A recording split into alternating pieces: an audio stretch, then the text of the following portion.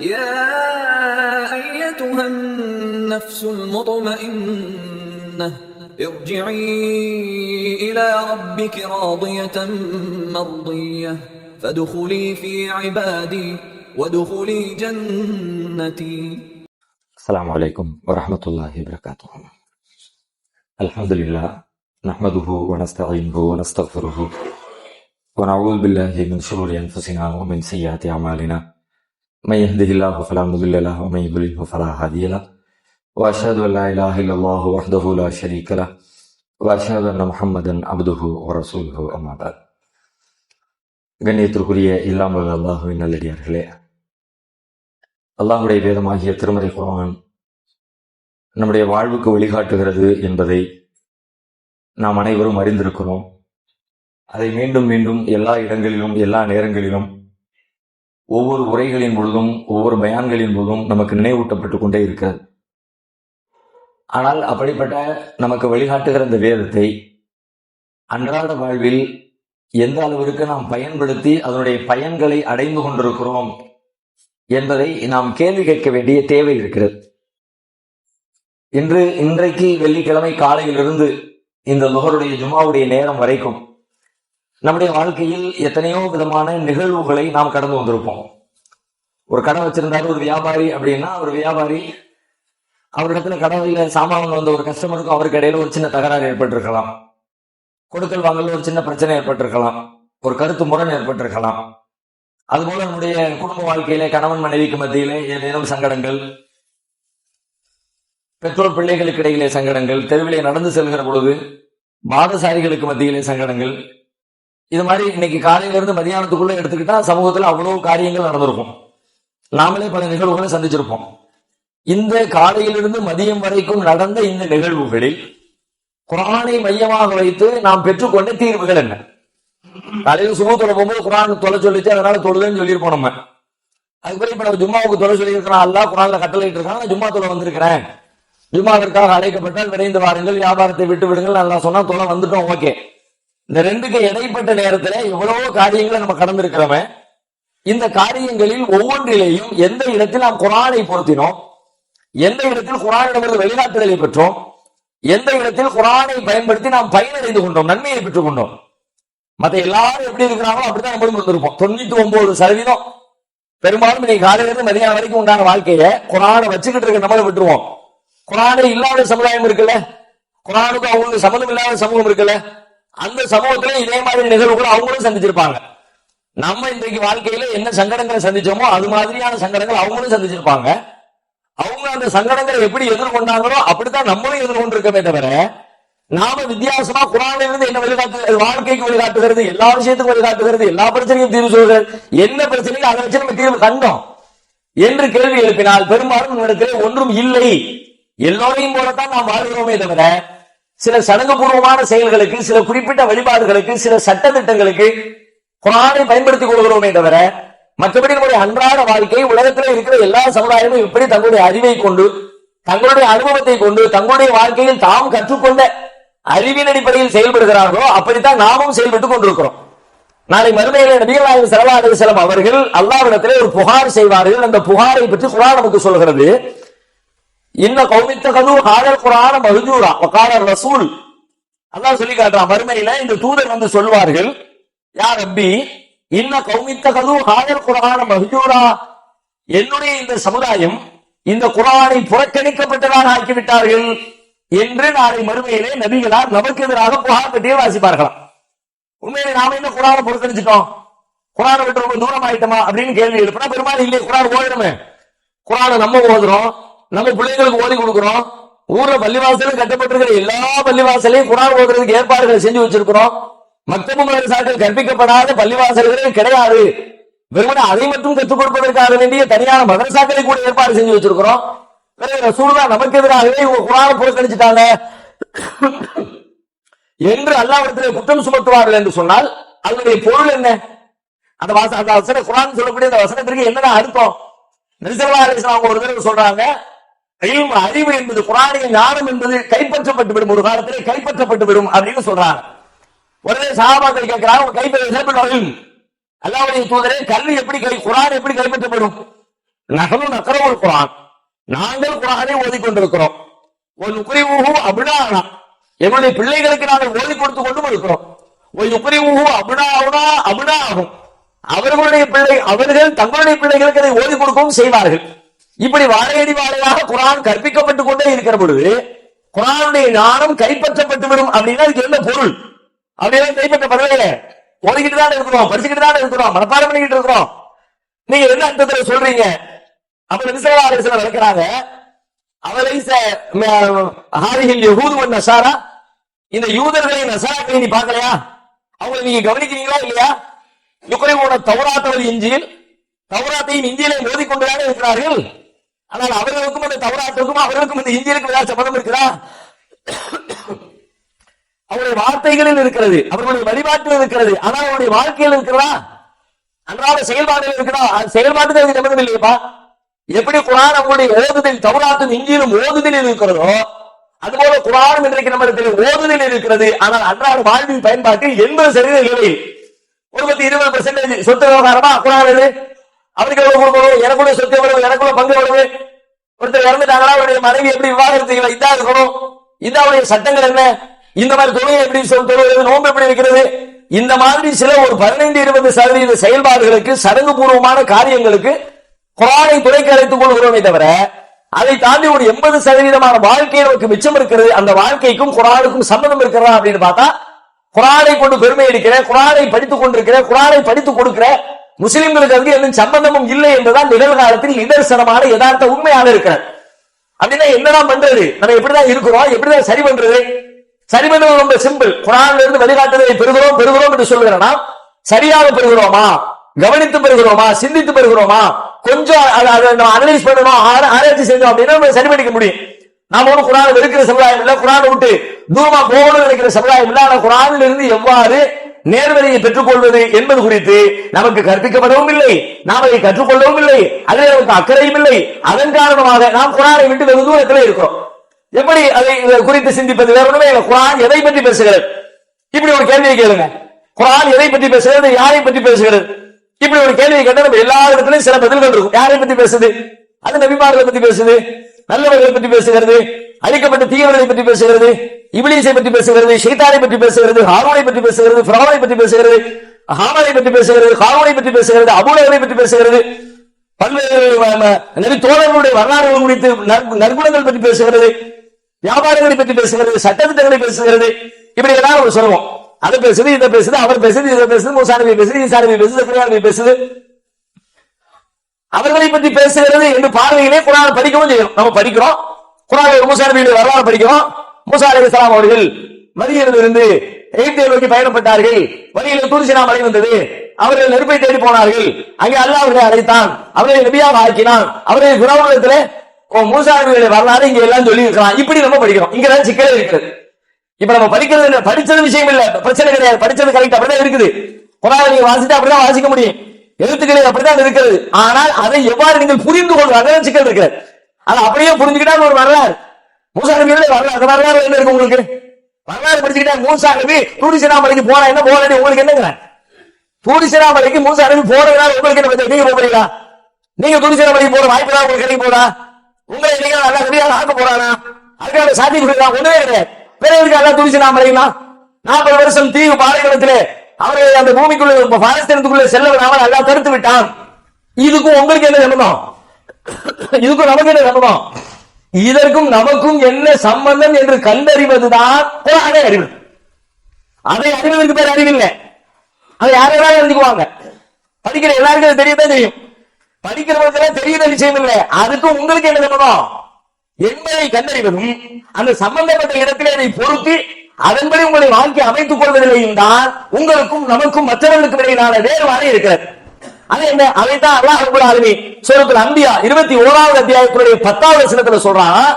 நாம மூசாவை சொன்னோம், ஈசாவை சொன்னோம், ஜக்கரியாவை சொன்னோம், சுலைமானை சொன்னோம், யஹ்யாவை சொன்னோம், இப்ராஹிமை சொன்னோம், மூசாவை சொன்னோம் அப்படிங்கிறீங்க. உண்மைதான், இல்லை மறுக்கல. ஆனால் அவைகள் எல்லாம் குறியீடுகள். அவற்றின் பெயரால், அந்த பெயர்களின் பெயரால், அந்த மனிதர்களின் பெயரால், அந்த தூதர்களின் பெயரால் நாம் யாரை பற்றி பேசுகிறோம் என்றால் அவர்களை பேசுகிறோம் என்று எண்ணிவிடாதீர்கள். அவர்களின் பெயர்களால் உங்களை பேசுகிறோம். லகத் அன்ஸல்னா இலைக்கும் கிதாபன் ஃபீஹி ذிக்ருக்கும். லக்கத் அன்ஸல்னா இலைக்கும் கிதாபன், உங்களுக்கு நாம் ஒரு வேதத்தை வழங்கி இருக்கிறோம். ஃபீஹி ذிக்ருக்கும், அது உங்களை பற்றி பேசுகிறது. அது எல்லாம் குறியீடு. இப்லீஸ் என்ற இப்லீஸ் ஒரு குறியீடு, மூசா என்பது ஒரு குறியீடு, ஈசா என்பது ஒரு குறியீடு. அந்த குறியீட்டின் வழியாக உங்களை நீங்கள் அதிலே கண்டறிய வேண்டும். அல்லாஹ் சொல்ல உங்களை பத்தி பேசியிருக்கிறேன். உங்களை என்னைக்காவது குர்ஆன்ல தேடுவீங்களா? மூசா நபியை தேடுவீங்க, ஈசா நபியை தேடுவீங்க. என்னைக்காவது குர்ஆனில் உங்களை நீங்கள் தேடுவீங்களா? நம்மை நாம் தேடினோமா? நம்மை தேடி கண்டுபிடிப்பதே அங்க இருக்கிற பெரிய சவால். உங்களை கண்டுபிடிக்கணும் குர்ஆனுக்குள்ள. நீங்க குர்ஆனுக்குள்ள இருக்கிறீங்க. உலகத்துல எத்தனை கோடி மனுஷன் இருக்கிறானோ அத்தனை கோடி மனுஷனும் குர்ஆனுக்குள்ளே இருக்கிறான். குர்ஆனில் இல்லாத வித்தியாசமான கேரக்டர், குர்ஆனில் இல்லாத புது வகையான மனிதன் உலகத்துல கிடையவே கிடையாது. உலகத்துல எத்தனை கேரக்டர், எத்தனை மனிதன், எத்தனை பண்பாடு, எத்தனை குணம், எத்தனை சிந்தனை, அத்தனையும் குர்ஆனுக்குள்ளே இருக்கிறது. அதுக்கு தேடி கண்டுபிடிக்கவே உங்களுக்காக சவாலே இருக்குது. அந்த வேலையை நீங்க அதான் சொல்லுவாங்க. உன்னை பத்தி தான் பேசுறேன். நீ யார்? நீ இப்லீஸாக இருக்கிறாயா, ஆதம் நபியாக இருக்கிறாயா, மூசா நபியாக இருக்கிறாயா, ஃபிரௌனாக இருக்கிறாயா, நபிகளை போல இருக்கிறாயா, அபூலகபை போல இருக்கிறாயா? நீ யார் என்பதை நீ குர்ஆனுக்குள்ள கண்டுபிடி. அது எப்படி கண்டுபிடிக்கிறது? மூசா கண்டுபிடிக்கிறது ஈஸி, ஈசாவை கண்டுபிடிக்கிறது ஈஸி. ஈசா நபியின் சர்ச் பண்ணா ஃபுல்லா வந்துற போகுது. மூசா நபியின் சர்ச் பண்ணா மூசா பூரா வந்துற போகுது. இப்ராஹிம் அடிச்சா மொத்த இப்ராஹிம் வந்துற போகுது. இப்போ கீழே புலிகர் இப்ராஹிம் எப்படி கண்டுபிடிக்கிறது? அங்க அட்ரஸ் இருக்க போதா? உங்க பேர் இருக்க போதா? உங்களுடைய தகவலுடைய பேர் இருக்க போதா? உங்களுடைய குடும்ப அடையாளம் இருக்க போதா? ஒண்ணுமே இருக்காது. ஆனா நீங்க இருப்பீங்க. ஒண்ணு அடையாளம் இருக்காது, உங்கள் ஊர் இருக்காது, உங்கள் தெரு இருக்காது, உங்கள் பெயர் இருக்காது. ஆனால் நீங்கள் இருப்பீர்கள். எப்படி? அந்த குர்ஆனிலே சொல்லப்பட்ட மனிதர்கள் ஏதோ ஒரு மனிதனின் வடிவத்திலே, குர்ஆனிலே சொல்லப்பட்ட ஏதோ ஒரு செய்தியின் வடிவத்திலே, குர்ஆனிலே சொல்லப்பட்ட ஏதோ ஒரு கேரக்டரின் வடிவத்திலே நீங்கள் அதில் இருப்பீர்கள். அதை கண்டறிந்து அல்லாஹ் இதை விரும்புகிறானா, அல்லாஹ் இதை வெறுக்கிறானா என்பதை பிரித்து ஆராய்ந்து அந்த இடத்திலே எவ்வாறு செயல்பட வேண்டும் என்று அவருக்கு குர்ஆன் கட்டளையிட்டதோ அதன்படி நீங்கள் செயல்பட்டால் குர்ஆனை நீங்கள் வாழ்க்கையில் கடைபிடிக்கிறீர்கள் என்று அர்த்தம். இன்னும் குர்ஆனுக்குள்ள நீங்க தேவையில்லை, பார்க்கவே இல்லை. குர்ஆனுக்குள்ள நாங்க யாரும், ஆனா ஒரே மனிதனாக மொத்தத்தில் இருப்பீங்கன்னு அர்த்தம் இல்ல.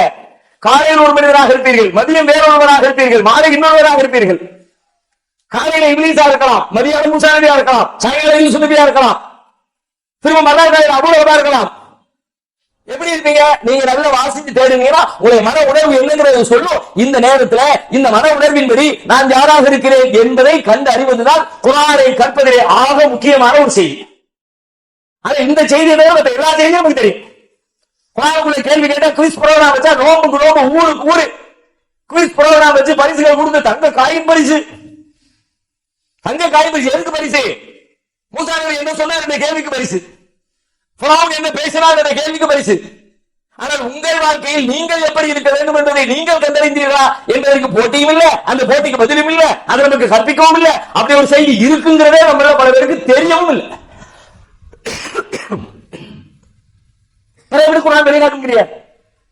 காலையிலிருந்து நேரம் வரைக்கும் மதியம் வரைக்கும் இவ்வளவு வேலைகள் இருந்திருக்கேன். இவ்வளவு வேலைகள் ஒரு வேலையும் உங்களுக்கும் முஸ்லீம் அல்லாத காபிர்களுக்கு இடையில என்ன வேறுபாடு? ரெண்டு பேர் கடையில் பக்கத்துல இந்த முஸ்லீம் கடை, இந்து கடை, ரெண்டு கடையிலையும் காலையில ஒரே மாதிரி பஞ்சாயத்து. ரெண்டு பேரும் எப்படி தீர்த்தாங்க? அவங்களுடைய அனுபவத்துல, அவங்களுடைய அறிவுல, அவங்களுடைய அக்கம் பக்கத்துல என்ன கத்துக்கிட்டாங்களோ அதை வைத்து அவர்கள் தீர்த்தார்கள். முஸ்லீமும் அப்படித்தான், முஸ்லீம் அல்லாதவரும் அப்படித்தான். நான் இதை தீர்த்தேன் அல்லாஹ் சொல்ற இந்த வசனத்தின்படி, அது இந்த போதனையின்படி, இந்த அறிவுரையின்படி என்று நீங்கள் சிந்தித்து தீர்த்தீர்களா? அதை தீர்க்கலாம் அப்படின்னா நீங்க குர்ஆன்ல இருந்து வெளிக்காட்டு, ஊர்ல இருந்து வெளிக்காட்டு பெற்றிருக்கிறீங்க, உங்க வாப்பையோடு வெளிக்காட்டு பெற்று வாங்கியிருக்கிறீங்க, உங்க அக்கம் பக்கத்து மனிதர்களிடமிருந்து வெளிக்காட்டு வாங்கியிருக்கிறீங்க. உங்களை பரிசு அப்படி வந்து நீங்க வெளிக்காட்டு வாங்கவே இல்லை. இப்லீஸ் இப்படி ஒண்ணு எடுத்துக்கோங்க.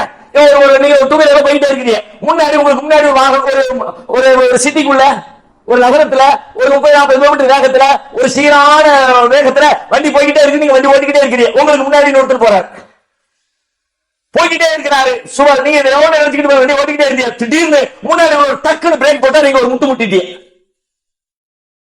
வண்டி பின்னாடி போய் இடிச்சிருச்சு, நெளிஞ்சிருச்சு.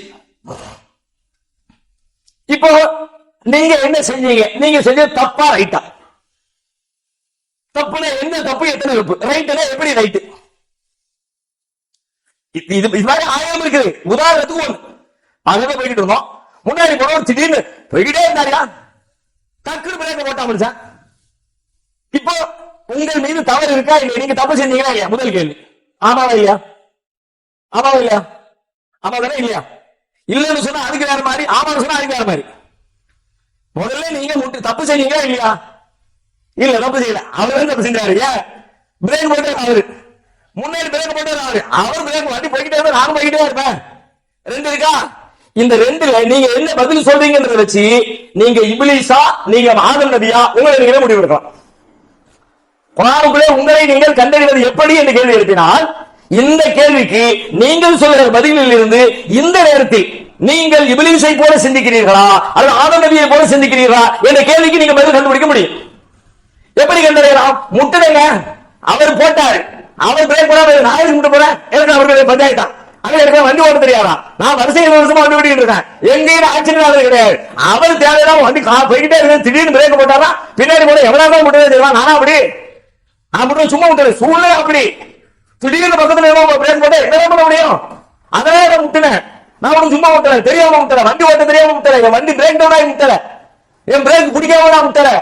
அவர் தப்பு செய்தால் நான் முட்டினேன். இப்போ ஆதம் அலைஹிஸ்ஸலாம் எப்படி அவங்க வரலாற்று முறை வாங்க, குர்ஆன் நோக்கி ரெண்டையும் சொல்லுது. ரெண்டு பேரும் தப்பு செய்றாங்க. யார் ரெண்டு பேரு? இப்லீஸ் தப்பு பண்றான், ஆதம் நபி தப்பு பண்றாங்க. இப்லீஸ் தப்பு பண்ணா அல்லாஹ்வுடைய கட்டளைக்கு மாறு செஞ்சான், சஜதா பண்ணா பண்ண மாட்டாங்க. இப்லீஸ் அல்லாஹ்வுடைய கட்டளைக்கு மாறு செஞ்சான். ஓவர். ஆதம் நபி என்ன செஞ்சாங்க? அதே செஞ்சாங்க. மரத்தின் பேர் இருந்தாங்கன்னா நெருங்கிட்டாங்க. ரெண்டு பேரும் செஞ்சது ரெண்டு பேரும் தப்பு. என்ன தப்பு? அல்லாஹ்வுடைய கட்டளைக்கு மாறு செய்தல் என்கிற தப்பை ரெண்டு பேரும் செய்தார்கள். ஆனால் ஒருவர் அல்லாஹ்வுக்கு விரோதியாக மாறுகிறார், அல்லாஹ்வின் சாபத்துக்குரியவராக மாறுகிறார். இன்னொருவர் அல்லாஹ்வின் பிரியத்திற்குரிய மனிதராக மாறி போகிறார், அல்லாஹ்வின் அருளுக்குரியவராக மாறி போகிறார். எப்படி? தப்பில் பிரச்சனை இல்லை, தப்புக்கு பிறகு நீங்க எப்படி இருக்கிறீங்க? தப்பு செய்யறது பஞ்சாயத்தே இல்லை. நீங்க தப்பே செய்யாதீங்க இப்ப யாரும் மாறுறது வரல. ஏன்னா அப்படி சொன்னாலும் இருக்க தப்பு செய்யாதீங்க அப்படின்னு சொல்ல புரிஞ்சிடலாம் சொல்லிட்டாங்க. இன்னைக்கு சும்மால முடிவு எடுத்தாச்சு, ஊரு கூடி பஞ்சாயத்து பண்ணி எல்லாம் பொதுக்குழு கூடி சீல் ஓடி கையில் போட்டாச்சு, இனிமே நான் தப்பு செய்யறதில்லை அப்படின்னு முடிவு எடுத்தா தப்பு செய்ய போடுவான். தப்பு செய்யாமல் இருக்க போறது தப்பு நிகழ்ந்தே தீரும், அது தவிர்க்க முடியாது. அது மனிதனின் இயல்புகளில் ஒன்றாக அல்லாஹ் ஆக்கியிருக்கிறான். தப்பிற்கு பிரகார மனிதன் எப்படி? அதுதான் நல்லபடிய கேள்வி. தப்புக்கு பிரகார மனிதன் என்ன?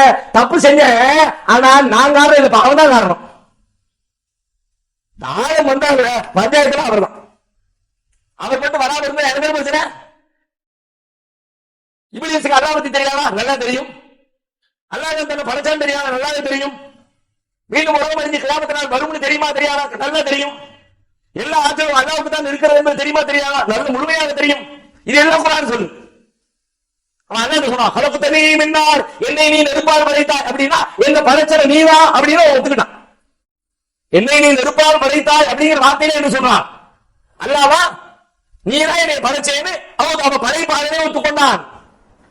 எனக்கு கியாமத் நாள் இலா யௌமி பாஸூன் அன்தர்னி இலா யௌமி பாஸூன், எழுப்பப்படுகிற நாள் வரைக்கும் எனக்கு அவகாசம் கொடு அப்படின்னா ஒரு நாள் எழுப்பப்படுவோம், உலகம் அழிஞ்சு போயிடும், விசாரணை நாள் இருக்குது அப்படிங்கிற விவரம் இப்லீஸுக்கு தெரிஞ்சிருந்துச்சு, அதுவும் புரிஞ்சிருச்சு. மூணாவது என்ன? அல்லாஹ்வுக்கு மேல எல்லா ஆற்றலும் இருக்கிறது, அல்லாஹ் அனுமதி கொடுத்தா தான் இயங்கும், அல்லாஹ் அனுமதிக்கிறது எதுவுமே நடக்காது, அது தெரிய போயிட்டா யாரெல்லாம் நீ எனக்கு பெர்மிஷன் கொடுன்னு கேட்டான். இல்ல அவனே செஞ்சுட்டு போயிருப்பாங்க. அங்கிருந்து எனக்கு ஒரு டைம் கொடு அப்படின்னு அல்லாஹ் டைம் கேட்டான். அல்லாஹ் அனுமதிச்சாதான் முடியும். அப்ப அல்லாஹ்வின் ஆட்சியை தெரிந்திருந்தால், அல்லாஹ் தான் படைப்பாளர் என்பதை தெரிந்திருந்தால், அல்லாஹ் கியாமத் நாளில் எழுப்புவார் என்பதை தெரிந்திருந்தால், அல்லாஹ்வுக்கு தான் கீழ்ப்படிய வேண்டும் என்பதை தெரிந்திருந்தால், எல்லாம் தெரிந்திருந்தான். அறிவு இருந்துச்சு, அறிவு குறைச்சலே இல்லை. இன்னைக்கு நமக்கு எப்படி அறிவு இருக்கோ அதே மாதிரி அவனுக்கு இருந்துச்சு அறிவு. அதை என்ன பண்ணிட்டான்? அவன் ஒரு தப்பு செஞ்சுட்டான், தப்பு செஞ்சுட்டு தப்பத்துக்கு அடுத்த நிலையில வச்சான். நான் ஏன் தெரியுமா செஞ்சேன்? நான் செஞ்சது கரெக்ட் பான், தான் செய்த தவறுக்காக அதை நியாயப்படுத்தினான். அந்த தவறுக்கான காரணம் அவர்கள் தான், இவர்கள் தான் முன்னாடி இருக்கிற ஆட்கள் மேல் கை நீட்டி குற்றம் சுமத்தினான். அல்லாஹ்வே குற்றவாளி ஆக்கினான். சபிமா அக்வைதனி, என்னை நீ வழிகேட்டில் விட்டுவிட்ட காரணத்தினால் அல்லாஹ் குற்றம் சுமத்தினான். அடுத்து என்ன பண்ணா? இது ஆகத்தி அவர் மண்ணாக படைக்கப்பட்டவர், நான் நெருப்பாக படைக்கப்பட்டவன், அவர் வந்தவனால தான் நான் சிறந்தவன், அவர் தாழ்ந்தவர் அப்படின்னு பிரச்சனை அந்த பகுதிக்கு வச்சான். நான் தப்புதான் செஞ்சுட்டேன், அல்லாஹ்வுடைய கட்டளை அதுக்கு நான் கீழ்ப்படிஞ்சிருக்கணும், யாரா கீழ்ப்படியாம போயிட்டேன் அப்படி சொல்லாம நான் செஞ்சது இன்னென்ன காரணத்தினால் சரி அப்படின்னு சொன்னா அல்லாஹ்வுடைய சாபத்திற்குரியவனாக மாறி போய்விட்டான். இன்னொரு விதத்திலே தவறு செய்தால் ஆதம் அலைஹிஸ்ஸலாம் செஞ்சு முடிச்ச உடனே வேற எந்த காம்ப்ரமைஸும் இல்ல, வேற எந்த பதிலும் இல்ல, வேற எந்த நியாயப்படுத்தலும் இல்ல. ரப்பனா லலம்னா அன்ஃபுஸனா வ இல்லம் தக்ஃபிர் லனா வ தர்ஹம்னா லனகூனன்ன மினல் ஹாசிரின். யா அல்லாஹ், அதே மனிதரே என்ன மன்னிச்சிரு, நீ மன்னிக்கிற, நீ இறக்கம் காட்டுற, நான் நஷ்டமான ஆயிரவாள்னா எங்களை மன்னிச்சிடப்பே அவ்வளவு முடிச்சு. ஆனா உண்மையில ஆதம் அலைஹிஸ்ஸலாம் தப்பு செய்யறதுக்கு ஒரு காரணம் இருந்துச்சா? ஆதம் அலைஹிஸ்ஸலாம் வேற அல்லாஹ்வுக்கு மாற்றணும் அப்படின்னு தேர்ந்தெடுத்து பண்ணினாங்களா? அதுக்கு வேற ஒரு காரணம் இருந்துச்சா? காரணம் இருந்துச்சா இல்லையா? ஆதம் அலைஹிஸ்ஸலாம் அல்லாஹ்வுடைய கட்டளையை மீறுவதன் பின்னணியிலே ஒரு நியாயமான ஏற்புடைய காரணம் இருந்ததா இல்லையா? இருந்துச்சா இல்லையா? இருந்துச்சு. அதையும் குர்ஆன் சொல்லுது. அது என்ன காரணம் தெரியுமா? ஷைத்தான் தான் காரணம். ஃபவஸ்வஸ லஹுமா ஷைத்தான் லியுப்திய லஹுமா மா ஊரி அன்ஹுமா மின் சவாதிஹிமா வகால மா நஹாகுமா ரப்புகுமா அன் ஹாதிஹி ஷஜரா இல்லா அன் தகூனா மலகைன வ தகூனா மினல் காலிதீன். ஆதம் நபி தவறு செய்யறதுக்கு பின்னாடி ஒரு காரணம் இருந்துச்சு. என்ன காரணம்? ஷைத்தான் தான் காரணம். ஃபவஸ்வஸ லஹுமா ஷைத்தான், ஷைத்தான் அவருடைய உள்ளத்திலே கெட்ட எண்ணத்தை, ஊசலாட்டத்தை ஏற்படுத்தினான். இப்போ ஆதம் அலைஹிஸ்ஸலாம் யாரா ஷைத்தானவே படைச்சு அவன் பண்ணின வேலை, அந்த அயோக்கிய பையன் மட்டும் என்னை கெடுக்காம இருந்திருந்தாவனா நான் இந்த தப்பே பண்ணிருக்க மாட்டேன் அப்படி சொல்லல. காரணம் வந்து இருந்துச்சு. காரணத்தை பேசலாமா? பேசலாம். எப்ப பேசலாம் தெரியுமா? அந்த காரணம் ஏன் தப்பு நடந்துச்சுன்னு தெரிஞ்சுக்கிறதுக்கும் மீண்டும் அந்த தப்பு நடக்காம இருக்கிறதுக்கும் காரணத்தை பேசணுமே தவிர நீங்க செஞ்ச தப்புக்கு சாக்கு போக்கு சொல்றதுக்காக, நீங்க செஞ்ச தப்பை நியாயப்படுத்துறதுக்காக, நீங்க செஞ்ச தப்பு தப்பு இல்ல, என் மேல தப்பு இல்ல, அவன் மேலதான் தப்பு அப்படின்னு தப்பை தூக்கி அடுத்தவன் தலையில வைக்கிறதுக்காக காரணம் சொல்லக்கூடாது. ஷைத்தான் தலையில ஆதம் அலைஹிஸ்ஸலாம் காரணத்தை வைக்க அல்லாஹ்வே சொல்றான். அவனுடைய உள்ளத்துல கெட்ட எண்ணத்தை ஏற்படுத்தினான். ஆதம் நபி வாயை திறக்கல. நான் செஞ்ச தப்பு தான் தப்பு. அவங்க எனக்கு எங்க போச்சு புத்தி? எனக்கு எங்க போச்சு புத்தி? இப்ப நம்ம அந்த வாழ்க்கையில இருக்கிற ஒவ்வொரு பிரச்சனைக்கும் இப்படி வச்சு பொருத்தி பாருங்க. இடிச்சது தப்புதான், அதோட நிக்கிறோமா? ஏன் இடிச்சோம் காரணத்தை பேசுங்க. எதுக்கு பேசுங்க? மீண்டும் இடிக்காம இருக்கிறதுக்கு, கவனமா இருக்கிறதுக்கு. முன்னாடி போனாலும் திடீர்னு பிரேக் போட்டாலும் போட்டுவாருப்பா. அப்படியே இருந்தாலும் நம்ம கவனமா போய் அவர் போடும்போது நம்மளும் போட்டுருவோம். அவர் போட்டாங்க, அவருக்கு முன்னாடி உள்ள ஒருத்தர் பிரேக் போட்டார், இவரு டக்குன்னு பிரேக் பிடிச்சாரு. அது மாதிரி நம்மளும் நமக்கு முன்னாடி ஒருத்தர் பிரேக் போட்டா நம்மளும் கவனமா பிரேக் பிடிக்கணும். இனிமே இந்த தப்பு நடந்துச்சுன்னா இந்த மாதிரி ஆக்சிடென்ட் பண்ணக்கூடாது என்று தெரிந்து கொள்வதற்காக காரணத்தை பேசணுமே தவிர இப்ப நான் இடிச்ச முட்டு இருக்க நான் காரணம் இல்ல, அவர் தான் காரணம்னு அவர் மேல பழிய போடுறதுக்காக காரணம் சொல்லக்கூடாது. இப்ப அன்றாட பேச்சு வழக்குகள் எதனால எடுத்துங்க. குடும்பத்தில, பெற்றவங்க மத்தியில, பிள்ளைங்கள் மத்தியில, உறவுகளிடத்துல, தெருவுல, ரோட்ல, அங்க இங்க போலீஸ்காரன் எவன்ட ஒரு கருத்து அவங்க அதான் காரணம், அவர் அப்படி பண்ணிட்டாரியா, பிரச்சனை எப்படி, சூழல் எப்படி, நெருக்கடி எப்படி, எத்தனை காரணம். அங்க இருந்து ஒரு குறையை என் மேல சொல்ல உடனே பதில். நான் என் தெரியுமா செஞ்சேன், என் தெரியுமா செஞ்சேன், என் தெரியுமா செஞ்சேன், என் தெரியுமா செஞ்சேன்னு சொல்லுங்க. நிகழ்வை விளக்குவதற்கு சொல்லுங்க, தப்பிக்கிறதுக்கு சொல்லாதீங்க. நீங்க எப்பவுமே அடுத்த ஆண்டு பணியில் போடுறீங்களோ மீண்டும் நீங்க அந்த தப்பு இருந்து திருந்தவே மாட்டீங்க. அவர் பிரேக் போட்டதான் காரணம் நான் இடிச்சது நீங்க சொன்னா நாளைக்கு நீங்க என்ன பண்ணுவீங்க? பிரேக் போட்டா இடிப்பீங்க. என்ன நீங்க தப்பு செய்வீங்க? பிரேக் போட்டா இடிக்க தான் செய்வாப்பா. போறவன் பிரேக் போடாம போகணும்பா. நீ அவமானிய கூட சொல்லிருக்க, நீங்க எப்படி திருந்தீங்க? 100 தடவை பிரேக் போட்டா 100 தடவை இடிப்பீங்க. முதல்ல இடிச்ச உடனே அவர் போட்டாரு போனாலும் ரெண்டாவதுப்பா, நான் இடிக்க கூடாதுப்பா, நான் கவனமா போகணும்பா. முன்னாடி போற ஸ்பீட குறைச்சா அதை விட ஸ்பீட குறைக்கிறதுக்கு கெப்பாசிட்டி வேற, கவனத்தோட போகணும்பா. தப்பு ஏன் மேலதான் நீங்க புரிஞ்சுக்கிட்டீங்கன்னா அடுத்த தடவை தப்பு செய்வீங்களா? இன்னைக்கு குடும்பத்துல எல்லாம் நம்ம பிள்ளைங்களுக்கு அதை கொடுக்கும். அதே தட்டி விட்ட நடுவுல வச்சு அவன் தட்டி விட்ட அவன் பதில் சொல்லுவான். தெரியல, கவனம் இல்லாம தட்டினா அங்க இருந்த பொருள் உடஞ்சிருச்சு, உடனே இப்படி உடச்சிட்டிய அப்படின்னு கேட்டா உடனே நம்ம புள்ள 10 வயசு 12 வயசு நம்ம பதில் சொல்லுவான். எப்படி பதில் சொல்லுவான்? அவன் நடுவுல வச்சா தட்டாம இருப்போம். எப்படி கற்பிக்கிற பத்தியா? இதான் குரான், இதான் குரானுடைய வழிமுறை. குரான்ல இருந்து கத்துக்கிட்ட சமுதாயம் இப்படி பேசாது. நம்முடைய பேச்சு வரைக்க நம்ம அன்றாடம் நேர்மையா கரெக்டா சரியா பேசுற மாதிரி நினைச்சு பேசுறோம். ஆனா தப்பு தப்பா குரானுக்கு எதிராக. இது இஸ்லாமிய சமூகத்தின் பேச்சு வழக்கு இல்லை. முஸ்லிம் அல்லாத இறை மறுப்பாளர்கள் குரானை வழிகாட்டுதல் இல்லாத சமூகத்தின் பேச்சு எப்படி இருக்குமோ அப்படித்தான் நம்முடைய பேச்சும் இருக்கு. சுலைமான் நபியுடைய வரலாறு எல்லாருக்கும் தெரியும். ஹுதூத் பறவையை காணோம், அது எங்க போச்சு, வந்துச்சுன்னா சொல்லாம போயிடுச்சு, சரியான காரணம் சொல்லாட்டி அறுத்துருவேன், தண்டிப்பேன் அப்படின்னு சுலைமான் நபி சொன்னாலே ரொம்ப பிரபலமான வரலாறு. இதே கேட்டுக்கிட்டே இருந்திருப்பீங்க. கேட்டுறதை விட்டுருங்க, குர்ஆன் எடுத்து பாருங்க. 27வது அத்தியாயத்துல கேட்டுக்கொண்டே இருப்பதற்கும் வாசித்து அறிவதற்கும் பெரிய வித்தியாசம் இருக்கிறது. வாசிச்சீங்க எப்படி இருக்கு தெரியுமா? கேட்கும்போது எப்படி கேட்பீங்க? எந்த பயான், எந்த ஆலிம் சௌலை பயானா இருந்தாலும் எங்க ஹுதூது பறவையை காணோம் அப்படின்னு சுலைமான் நபி தேடுனாங்க, எல்லாரும் பேசுவாங்க. ஆனா குர்ஆன் அப்படி பேசல. சுலைமான் நபி பாக்குறாங்க, மத்த மக்களோட பயிர் ஃபகால மாலிய லா அரல் ஹுதுஹுத. சுலைமான் நபி சொல்றாங்க, எனக்கு என்ன ஆச்சு? குர்ஆன் இப்படி சொல்லு. ஃபகால சுலைமான் நபி சொன்னாரு, மாலிய எனக்கு என்ன ஆச்சு? லா அரல் ஹுதுஹுத, ஹுதுஹுத என்னால காண முடியலையே. ஹுதுஹுது காணாம போச்ச என்கிற சொல்லும், ஹுதுஹுதை நான் காண முடியலையே என்கிற சொல்லும் ஒன்றல்ல. ஹுதுஹுதை காணலைன்னா தப்பு ஹுதுஹுது மேல, ஹுதுஹுதை காண முடியலைன்னா தப்பு ஏன் மேல. சாதியை எங்க காணோம்? சாதி மேல பிரச்சனை. சாதியை நான் பார்க்க முடியலையே, ஏன் மேல பிரச்சனை. முள்ளு குத்திருச்சு, முள்ளு மேல பிரச்சனை. முள்ளு நான் குத்திருச்சேன், ஏன் மேல பிரச்சனை. கல்லு தட்டிடுச்சு, கல்லு மேல பிரச்சனை. கல்லு நான் தட்டிட்டேன், ஏன் மேல பிரச்சனை. ஒரு முஸ்லீம் எப்படி பேசணும்? இதுதான் பெரிய மேட்டரா, எதுக்கு அதான் பேசலாம்? இப்ப இது சொன்ன உடனே அடுத்த பேர் இதுவும் பெரிய மேட்டராப்பா, முள்ளு குத்திருச்சுன்னு சொல்றது கல்லு தடிச்சு பெரிய மேட்டராப்பா, ஒண்ணுமே இல்ல உட்படாத மேட்டர் தான் அல்லாஹ் குர்ஆன்ல உங்களுக்கு அறிவுரை சொல்றானா? இதுல என்ன இருக்கு தெரியுமா? உங்களுடைய பொறுப்பை நீங்கள் அடுத்தவனுக்கு தலைமாற்றுகிறீர்கள்.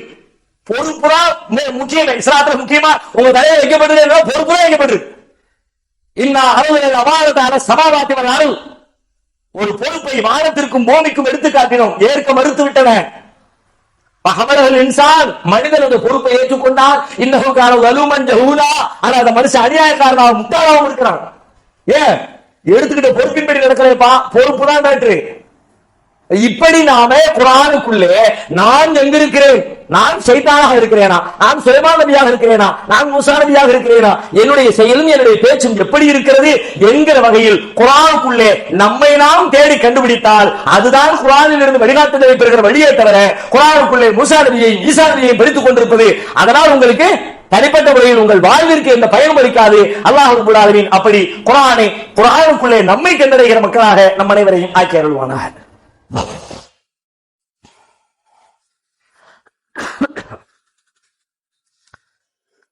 அல்ஹம்துலில்லாஹி ரப்பில் ஆலமீன் வஸ்ஸலாத்து வஸ்ஸலாமு அலா காத்திமில் அன்பியாஇ வல் முர்ஸலீன். அன்பிற்குரிய சகோதரர்களே, ரபியுல் அவல் மாதம் பரவலாக சுபஹான மௌலிது நபிகளாருடைய பெயரால் ஓதப்படுகிற ஒரு மாதம். ஒரு 20-25 ஆண்டுகளுக்கு முன்னால் தமிழகத்தில் இருந்ததை விட தற்பொழுது அந்த நிலைமை மாறி நிறைய இடங்களில் அந்த மௌலூதிலிருந்து அதை ஒரு மார்க்கமாக கருதுகிற அந்த நிலையிலிருந்து மக்கள் மாறி இருக்கிறார்கள் என்பதை நம்ம எல்லா இடங்களையும் தமிழ்நாடு முழுக்கவே பார்க்க முடிகிறது. ஆனாலும் இன்னும் அங்கொன்றும் இங்கொன்றுமாக பல இடங்களில் இது மிச்சம் இருக்கிறது. இங்க கூடியிருக்கிற மக்களை பொறுத்த வரைக்கும் இங்க இருக்கிற யாரும் அந்த மௌலூதை ஓதுகிறவர்களாகவோ அதை ஆதரிக்கிறவர்களாகவும் நாம் இருப்பதற்கு வாய்ப்பு ரொம்ப குறைவுன்னு நான் நினைக்கிறேன். ஆனா நமக்கு பக்கத்துல பக்கத்து வீட்டிலேயோ பக்கத்து பள்ளிவாசலையோ பக்கத்து மஹல்லாக்கள்லையோ அந்த காரியம் நடப்பதற்கான வாய்ப்பு இருக்கிறது. அந்த மாதிரி தருணத்துல நாம என்ன நம்முடைய பொறுப்பை நிறைவேற்றுகிறோமா? அவங்க ஓதிட்டு போறாங்க, அந்த பள்ளியாசை அப்படிதான், அது சுனஜமா பள்ளியாசை அவங்க ஓதத்தான் செய்வாங்க அப்படின்னு அந்த ஓதுறதை கேட்கிற பொழுது அப்படி கடந்து போகிறோமா? அது தப்பு, அது ஓதக்கூடாது, ஓதுறாங்களே கவலைப்பட்டு அதுக்காக வேண்டி ஏதாவது நீங்க செய்ய வேண்டிய வேலை ஒண்ணு இருக்கும்ல. உங்க அளவுக்கு ஒரு பெரிய நோக்கமும் பெரிய லட்சியமும் உங்களுக்கு இருந்தாலும் நீங்க செய்யற ஒரு சின்ன துரும்பாசிக்கிற வேலையா இருக்கலாம். ஆனா அந்த வேலையை நீங்க செய்யணும், அதை கூட செய்யாம இருந்தா இது என்றைக்கோ ஒழிந்து போயிருக்கும், ஒண்ணுமில்லாம போயிருக்கும். ஏன் போகிறது தெரியுமா? இது பெரும்பாலும் மேடைகளில் பேசப்படுகிறது, உரைகளில் பேசப்படுகிறது. அன்றாட வாழ்க்கையில தனிநபர்களுக்கு மத்தியில யாரு இதை செய்யறாங்களோ அவங்களோடு உட்கார்ந்து நேரடியாக கரிசனத்தோட அக்கறையோட, இன்னும் சொல்ல போனா மேடைகள்ல கூட பல நேரங்கள்ல மேடைகளில் பேசியதே ஓடுவதற்கு காரணமா கூட இருந்திருக்கு. ஏன் மேடையில் பேசுற அறிவு இருக்கா? நீ என்ன பண்ணாலும் எழுத படிச்ச 7 வருஷமே திருட்டு வந்திருக்க, அதுதான் வாய்க்கு இப்ப இதெல்லாம் கேட்டவங்க திருந்திடுவாங்களா? தப்பு புரிஞ்சுக்குவாங்களா? ஆமாடா அப்படிதான் செய்வாங்க, இன்னும் சிறப்பா செய்வாங்க. இந்த வருஷம் இது வரைக்கும் இல்லாத அளவுக்கு நான் ரொம்ப விமர்சையா செய்ய போறேன். அப்படி எல்லாம் பல பேர் பாவங்களில் மூழ்குவதற்கு மேடைகள் கூட காரணமாயிடுச்சு. அப்ப உண்மையான சீர்திருத்தம் என்பது அக்கறையோடும் கரிசனத்தோடும் சம்பந்தப்பட்டவர்களிடத்தில் தனிப்பட்ட முறையில் போய் பேசி அமர்ந்து அவர்களோடு உரையாடி சிந்திக்க வைத்தால் இன்றைக்கு ஏற்பட்டிருக்கிற இந்த நிலை இன்னும் முற்றிலுமாக குறைத்து எறியப்பட்டு அந்த பாவமே இல்லாத ஒரு நிலையை நோக்கி நகர்ந்திருக்க முடியும். அதற்கான பொறுப்பு அந்த குரலை கேட்கிற ஒவ்வொருவருக்கும் இருக்கிறது. எனவே இங்க வந்திருக்கிறவர்கள் உங்களால் முடிந்த ஏதேனும் ஒரு நபர்கள் இங்க ஊர் உலகத்தை எல்லாம் இருக்கிற முயற்சியெல்லாம் மேற்கொள்ள வேண்டாம். உங்களுக்கு பதில் யாரோ ஒருத்தர் சரி நினைச்சது செய்வாங்களே, நன்மை நினைச்சு செய்வாங்களே, அது நன்மை இல்லைங்க, அது பாவமானதுங்க, அது மார்க்கத்துக்கு முரணானதுங்க என்கிற செய்தியை, அந்த உண்மையை, அந்த சத்தியத்தை யாரோ ஒருவரிடம் நீங்கள் எத்தி வைத்தால், ஒவ்வொருவரும் இப்படி ஒவ்வொருவரை டார்கெட் வைத்தோம் என்று சொன்னால், அடுத்த ஆண்டு வருவதற்குள்ளாக அல்லாஹ் இந்த பாவத்தை முற்றிலும் இந்த பூமியிலிருந்து ஒழித்துவிட வாய்ப்பு இருக்கிறது. அப்படி செயல்படக்கூடிய நன்மக்களாக அல்லாஹ் நம் அனைவரையும் ஆக்கி அருள்வானாக.